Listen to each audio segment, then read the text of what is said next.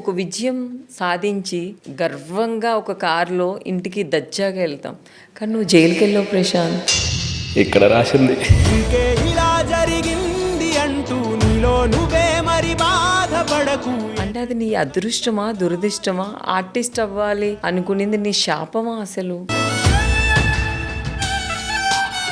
ఏమో అక్క, ఎందుకు అయ్యాను రా, ఎందుకు బిగ్ బాస్కి వెళ్ళాను, లేకపోతే ఎందుకు ఆర్టిస్ట్ అయ్యాను? అంటే బాధ ఎప్పుడు అనిపించింది అంటే మా బాప ఆడ కోర్టు బయట అరే ఇంత బతికి బాప అక్కడ నా కోసం ఇట్లా కోర్టు మెట్ల కాడ అది ఇప్పటికి ఇంకా బాధ ఉంటుంది. ఎందుకంటే మా అమ్మ ఏదైనా ఉంటే మొత్తం బీపీ కొత్తకు పోయి ఆగమాగం చెప్తుంది. చెప్పిన అప్పటికైనా ఏ ధైర్యంతో చెప్పినో తెలియదు. అమ్మ నేనేం తప్పు చేయను, పాప అమ్మకి చెప్పే మనం ఏం చేయలే అత్త అని చెప్పి లోపలికి 4 రోజులు లోపల ఉన్నప్పుడు అర్థమైంది. అంటే చెయ్యని తప్పు ఇట్లా మనం శిక్ష అనుభవించిన అంటే మనకు జైలు బువ్వ తినే ఇక్కడ రాసి పెట్టుంది అని.